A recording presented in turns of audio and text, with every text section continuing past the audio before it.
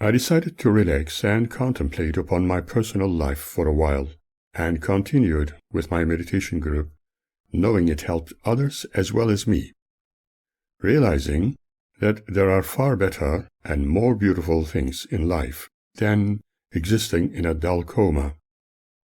Life is better to enjoy without past or current concerns, for everything else remains part of the forgotten dreams. It is important to heed the invitation to where great feast is. It is important to smell the roses when passing through a rose garden.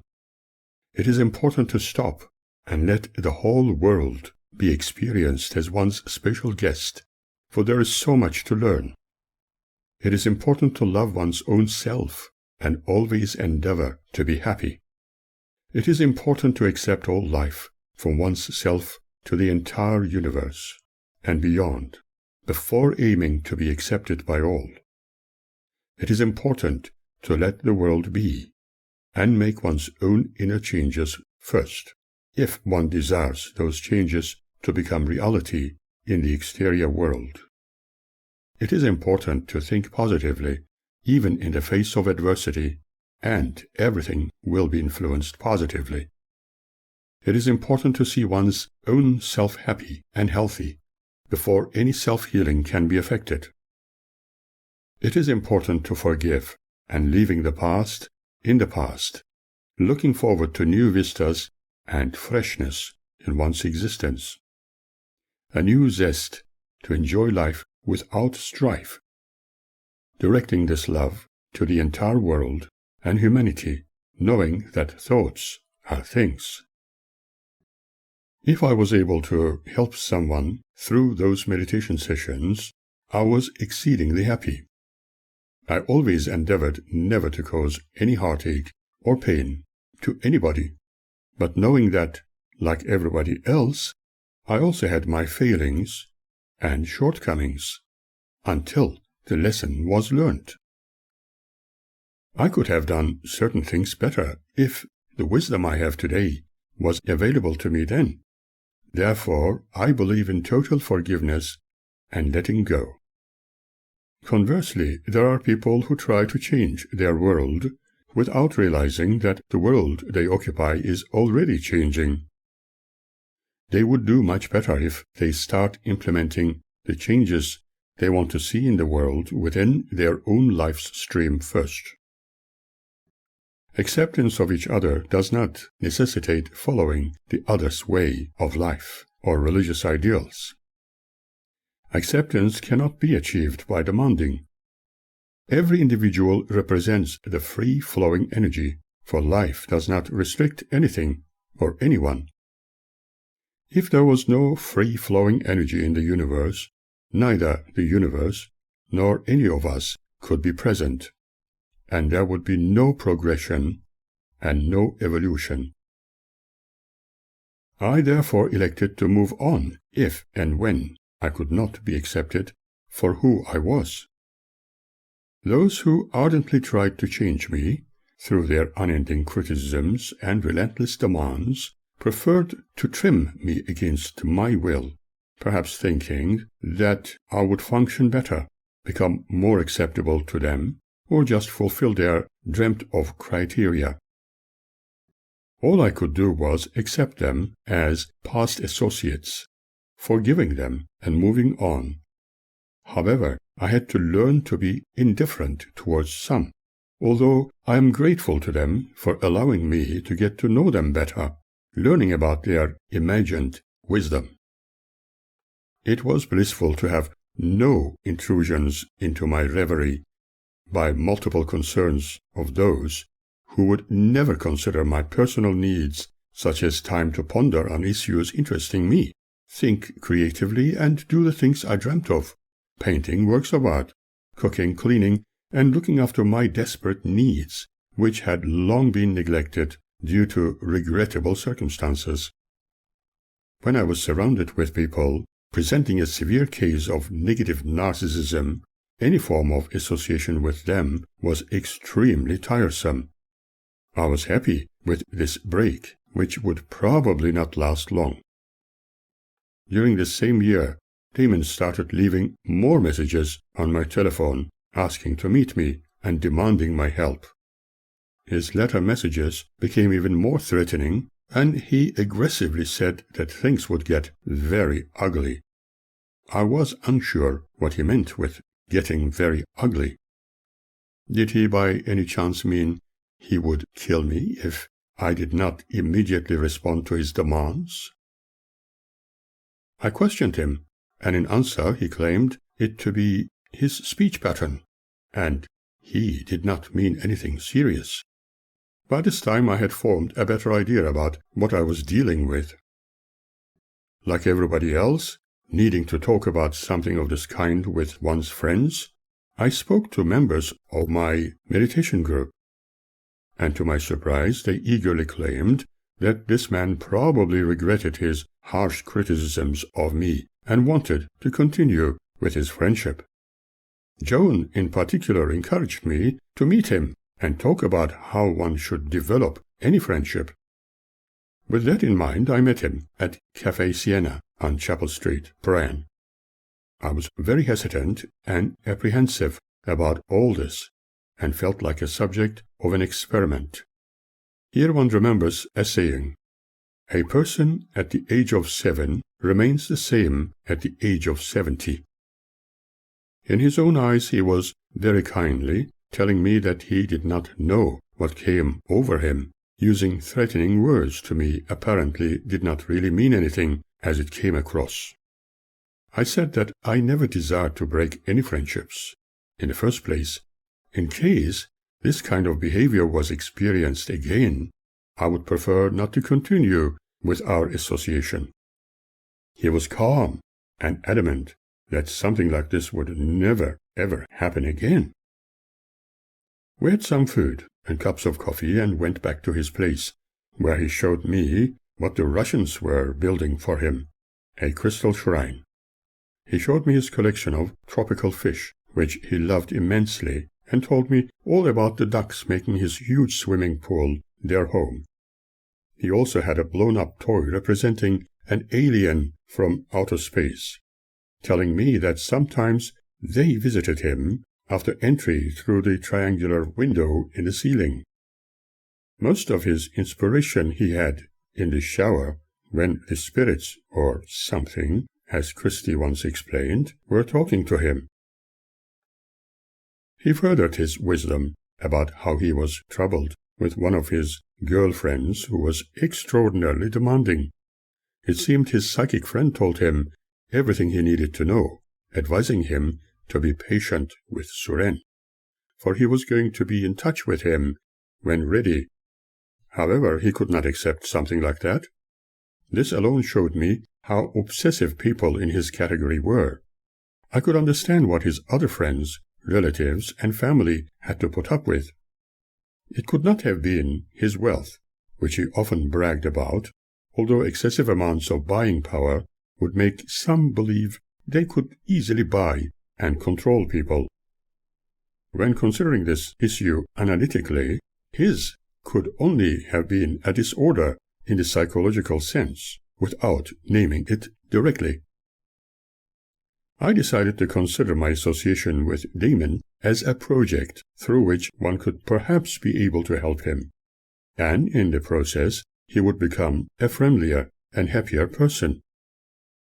Later conversations were mostly based upon his achievements in life, his successes in developing his business, and his desire to prove that he was better than his father-in-law thought. Even if we were talking about the beautiful flowers in the field, wonderful inventors of fantastic things which made our lives so much easier, he always found a way to divert the conversation to his own self, his successes, and his needs. Immediately after his self-praises, he would claim that he told all his friends and associates he was the Son of God and the expected Messiah. He often repeated, "Professore, I am telling you, all my friends also know I'm a bit cuckoo in the head, but I'm the one helping so many people." As our weekly meetings started on a friendly basis, and upon his promise that the other nonsense was not to continue, he kept telling me he could help me become very rich beyond my dreams. This started me to hearken to the strident sound of alarm bells, warning me to be very cautious. I was not a person who could so easily be convinced that somebody like him, with a grandiose wealth and supposed desire to help his perceived brother in need, would genuinely keep his word. The reasons for my diagnosis were not biased or judgmental. They were based upon observation. He treated his associates harshly and in the most judgmental manner, demanding, as if they were bound to serve him unconditionally. Whenever somebody owed him any small amount of money, albeit just $10, he would become very agitated, even vehemently cursing them. Damon often talked to me at length after almost every session, no matter what subjects we had been discussing, all about his own dilemmas and the people who cheated him. One of his most important stories was about lending large sums of money to people to develop something for him or help them to start a business. But listening to his spirit guide's voice in the shower or when Christy spoke about it, he immediately demanded the return of his money. Did Christy realize how much she influenced Damon by any chance? According to his stories one was forever obliged to listen to, he was helping many people because of his heartfelt care for others, always meaning well. Under the observed circumstances and secretly analytical considerations, one could only pretend to accept his wisdom. He needed to be praised every time he was with his friends. He had to be adored by everybody, believing he was more than human with a supreme mind. He had to be the god, for he could not be any less, just the same as Christy had once told me. He wanted to change people's thoughts so that they could all worship him. He often declared that his philosophies were inspired by the heavens and would change the world for the better. Professore, my professore, you know many things. Give me all the keys and I will wipe off all of humanity, or we change their minds. You know, when we change their minds, we change everything. He often repeated himself, saying those same words over and over. In addition to this, he relentlessly questioned me about why I was not answering his messages on the telephone, advising me he would immediately answer people no matter what he might be doing. This would be followed by his lecture about how I should live my life, and follow his counsel. Again, his philosophies consisted of the following wisdom. To be successful, one needs to be intelligent, charming, and having plenty of money, emphatically concluding with, "I've got all three." One of his friends, a young man of Jewish origin, was fascinated with my photographs of unidentified flying objects, which I had captured one morning just above my Springvale dwelling during my walk. He even wanted to have a poster-size print of one of them, showing the huge disc-shaped object above the rooftop. I never had a chance to present him with it, as too many things have happened since then. However, this young man advised me, after discovering that I was planning to travel around the world, and Damon wanted to share the experience, what one could expect. Damon is an impossible person to be with when anyone travels with him, for he criticizes everyone about their clothing as if he is any better, and hurts people's feelings. You must have real courage to go with Damon. Personally, I never go anywhere with him. Here was a young man who has obviously associated with Damon for a much longer time than me, speaking of these things discreetly, while the other prepared tea in his kitchen. That information made me worry immensely. You probably want to ask me what made me want to go overseas with Damon. The absolute truth of the matter is that I did not want to travel with someone whom I did not know well, and certainly not somebody who did not know me at all. Furthermore, it would be illogical to keep the company of anyone whose personal habits were unknown. However, during one morning's chance meeting with him, while generally speaking about my travels to different countries, I mentioned how much I would love to revisit significant places of antiquity around the world. For instance, going to Egypt or to Peru again would be an excellent idea. He smiled and said, "Professore, you know, I was thinking the same, like going to America and to Israel." Then he immediately added, "You know, since you went to places like Peru and met Shirley, like in that movie, what was it called? You know what I mean. I like that movie, and I think it was you, the artist she was talking to, you know." He was very excited about what he thought was right. But what if I was only an artist Shirley had met when I was staying in Los Angeles, and nothing more? What if I was not the artist she met and spent time with in Peru? He was the type of person who believed that whatever he thought had to be true. Yes, I met Shirley on occasions. However, what she portrayed in her book, which became a feature film, contains elements about that artist which were not in my personal experience.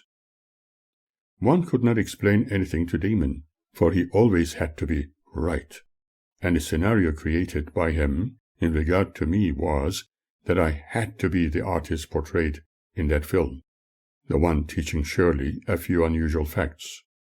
But was she not already knowledgeable in the first instance? The actual truth was different than what he was exaggerating regarding my position in her life. Indeed, I met her from time to time when she was keenly purchasing my drawings, as she did with other artists, and she might have given them to her friends as a gift. I had not developed a deep relationship with her, and certainly not because she was a famous actress. Personally, I respect everybody and never force myself into other people's lives. Whenever an opportunity arises, I always aim to be frank with everybody in regard to what I feel about world events and the realities of life. Besides, after all these years, she might have forgotten that we ever met. Therefore, it was unimportant, and I preferred to leave it to a future meeting, when we might be able to reminisce memories of the past. I had also been drawing many caricatures, which I gave to people like a calling card. I preferred to be concerned about more important issues of life. During my meditational sessions, which I conducted with friends, there were many inspirational considerations. In fact, I would like to go a few steps further and declare that we are not the only inhabitants of this beautiful world. There are other life streams, although invisible to the human race, but which are quite capable of corresponding with us in telepathic or inspirational ways. I am certain that I have experienced it, and that made me very aware and extremely cautious about what has been indirectly or directly relayed over the years. I always aspired to present the wisdoms provided to me to people in a manner which were more acceptable for human understanding, respecting everyone with all their beliefs and viewpoints. Indeed, all the knowledge gained throughout the years and my open-mindedness to information from all sources has been a great help. I have learned that there is no limitation to the acquisition of knowledge. This is the reality, and it takes some confidence and courage to express one's wisdom and knowledge to others. It is like gathering treasures upon the pathways of life and sharing them with friends. I always endeavor to tell my students studying psychology or art that this was one way to grow and become our best. It is true that some of us are more knowledgeable in regard to the realities we must face within our lives. In the past, and until now, although sensed it has not been fully understood due to man's belief systems, created by themselves in search of wisdom, and their need to know why things were the way they are. The stories about heaven and earth, the realms beyond the known physical realities, and the actual physical reality, as currently experienced, has only been interpreted within man's own dreams, fantasies, myths, and religious viewpoints. They might have occupied man's mind for a number of centuries, perhaps in an endeavor to find reasonable answers to his questions in search of the truth. Regrettably, it seems that their great efforts eventually led them to develop dogma. But, like his evolution being multidimensional, as with his physical realities, man believes in what he follows, and therefore his quest to know becomes more sophisticated. Modern man needs to know, and from time to time his beliefs are being challenged. His religious concepts need to be altered in line with the deepening understanding. Even during the early parts of the 21st century, a disclosure needed to take place. Man's evolution cannot be interrupted anywhere within the known universe, as with the multidimensional realities he is part of. Admittedly, man's spiritual horizons are expanding, and his old habitual thought patterns are becoming increasingly more difficult to shake off. Yet he still fantasizes that all his religious and antiquated ideals are the only truth. Nonetheless, in the end, he needs to be awakened to the real truth, that he is not what he was led to believe he is. Man has been, and still is, living in the reality of a multiverse, and is part of a multidimensional existence. Consider man's ability to think, his feelings, his awareness, and experiences within physical existence. How many of you have ever considered that your current realities could not be the only ones? How many of you never considered the possibility of a life eternal and stumbled at your current experience of the physical reality? Why do you think that there may be an eternal life? Is it only a feeling and nothing more? Why do you think that your yearnings have steered the way to your current fantasies of a supreme authority you view as the ultimate force, which created you, tested you for a long time, and punishes you forever? Perhaps it is time to consider logic beyond your own. The time has come for us to start thinking in an unbiased way and begin to cease limiting ourselves to see only fantasized elements of life, while at the same time becoming aware of realities. Use your imagination if necessary as a tool, just the same as your great scientists and philosophers have done for centuries, and you will certainly grow.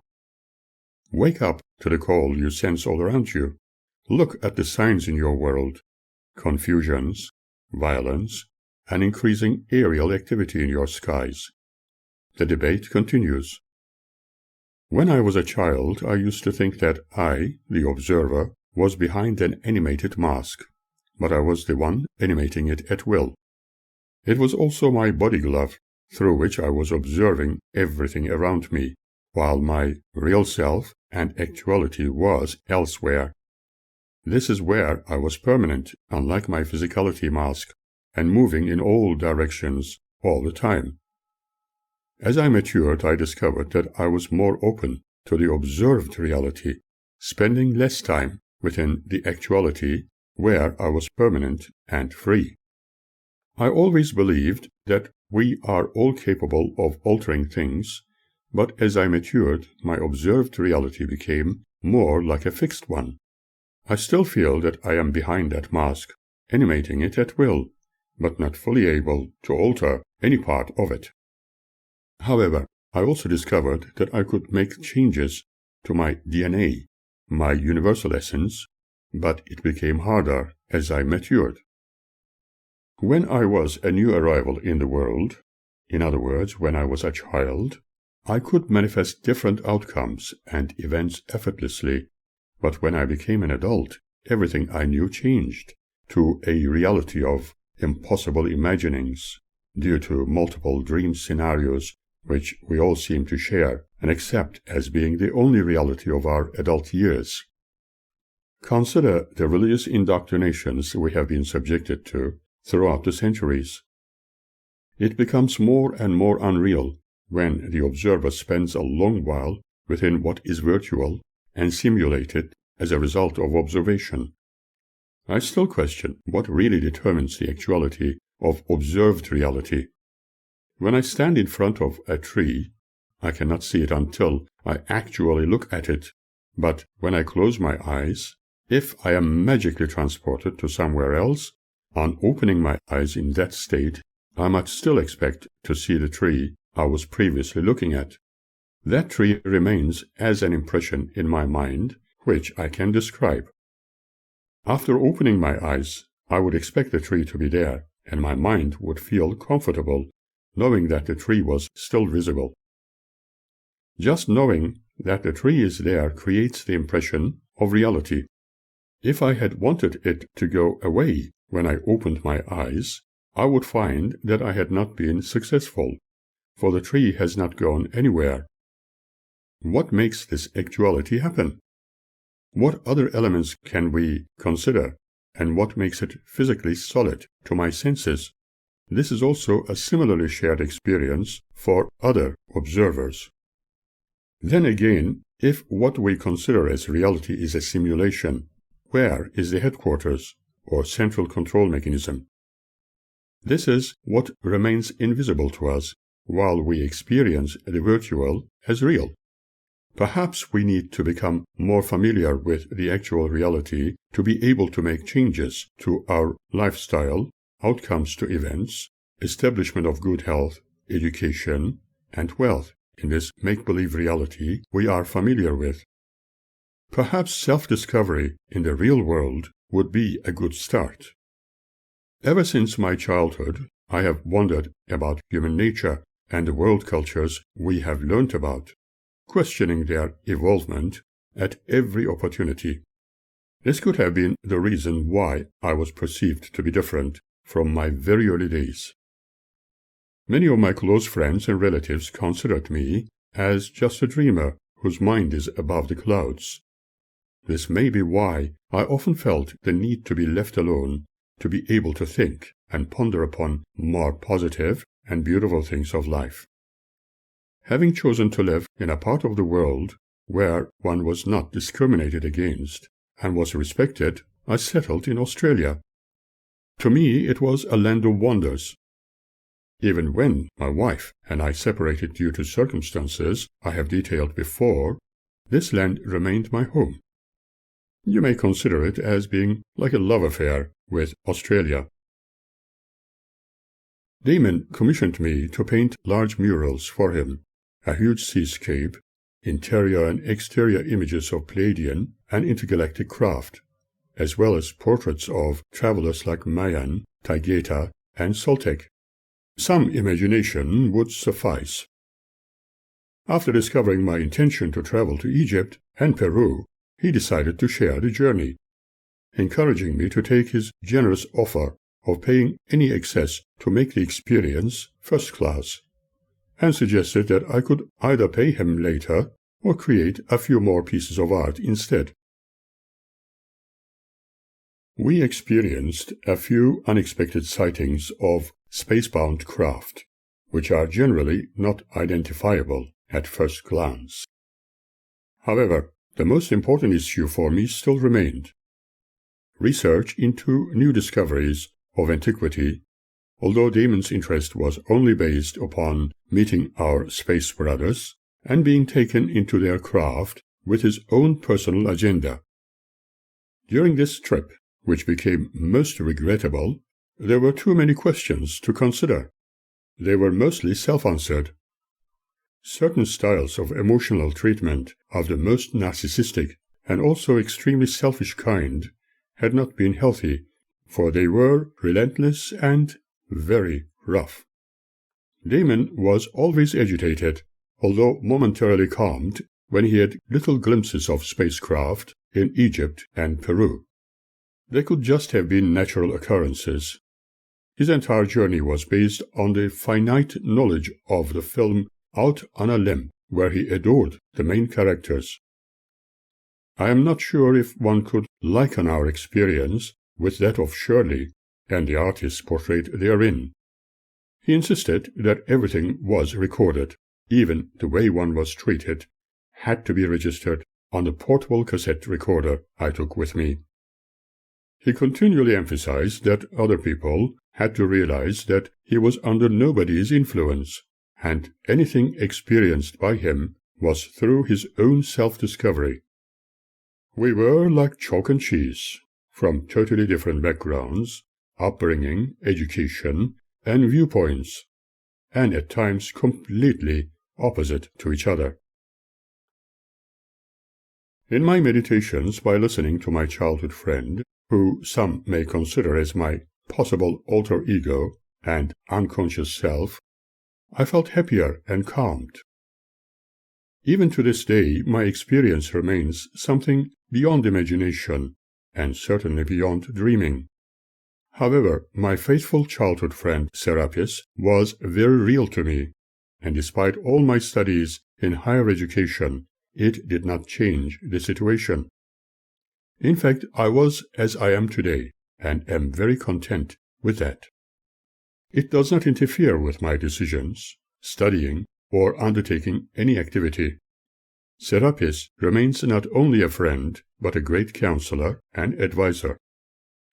Damon, on the other hand, was relentless in his desire to change people's minds if he was given the Kabbalistic keys, considering himself God's only chosen.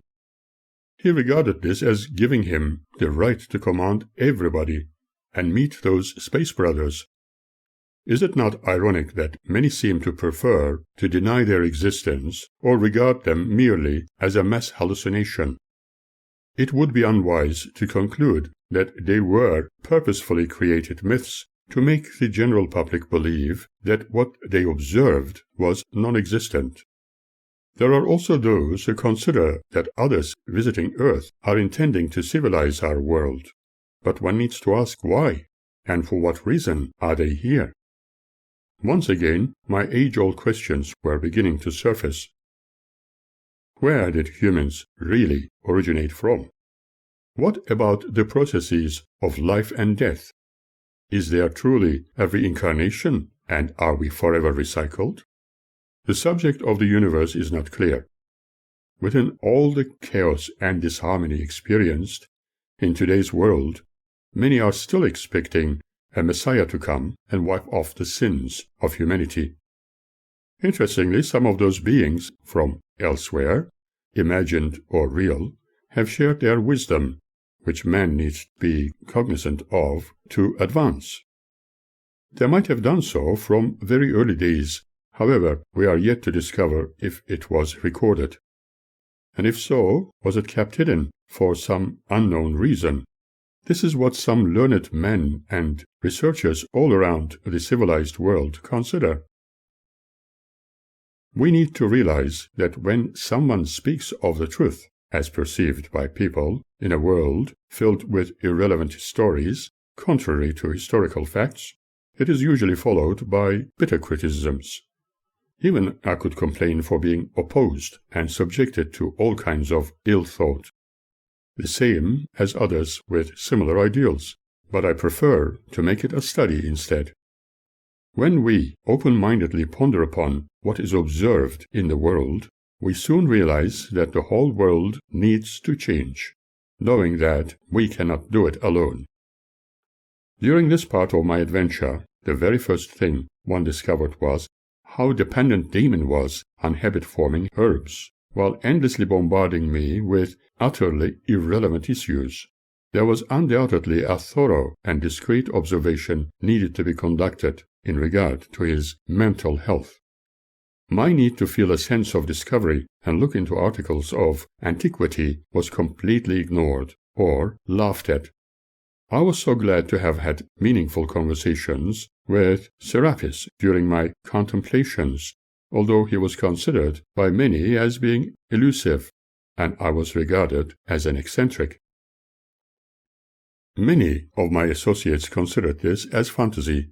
However, it was my personal experience, without suffering any ill effect. It helped me question the authenticity of former teachings we had been subjected to. I had to frequently break away from thoughts construed and memories recalled when I was abruptly interrupted, just to respond to extraneous and meaningless queries which remained unsatisfying, leading to Damon's downgrading of my characteristics. Later I needed to pick up the broken pieces to make some sense of it, while my mind struggled to escape, my conscious awareness wanting to run away for a long while. I was simply enduring this journey with him. In truth, I was forever interrogated, shouted at, sawn at on a daily basis. Did I need to be questioned about my good friends having left me to misery and want? I was no longer free even to think and be myself. The situation had become an enormous challenge, even under the umbrella of psychology. How could good friends want to change who I was, considering me perhaps an abnormal curiosum? A long time ago, I was told by my cousins, "You are different, you can't survive the world." What was I to do with my life if I listened to them? It was far better for me to remain within my own cocoon, for whenever I attempted to emerge from it, I was often subjected almost immediately to opposing attitudes from others. But I remained unstirred. However, spending any time with someone like Damon was devastating, and I was beginning to develop trends of self-doubt and uncertainty. Through discreet and silent meditations, by jotting down my experiences and looking at them under the microscope objectively, I was determined to survive these testing times. Damon was excessively critical about imagination and philosophy, although he admitted that he had no imagination and strongly believed in his personal philosophies. He continually maintained he was very good at his own philosophies, while also demanding that I should deny everything I have studied, for in his eyes I was going the wrong way. The whole situation looked more and more outrageous and ridiculous. Some of his behavior reminded me of my pretentiously intelligent cousins, with their suggestions about how I should live, but they were very young then. My thoughts were not mere fantasies, as they popularly considered them to be, for they were not based upon a blend of remembered dreams. My memories of being physically taken to distant places were real, places where the actual history of a wonderful planet was recalled. Yet I always questioned how much of it was correct. My experience of astral journeying when in Stuttgart, my extraordinary trip into distances in a spacefaring vehicle with other friends, and my wife when in Hobart, was not imagined, as I have previously documented.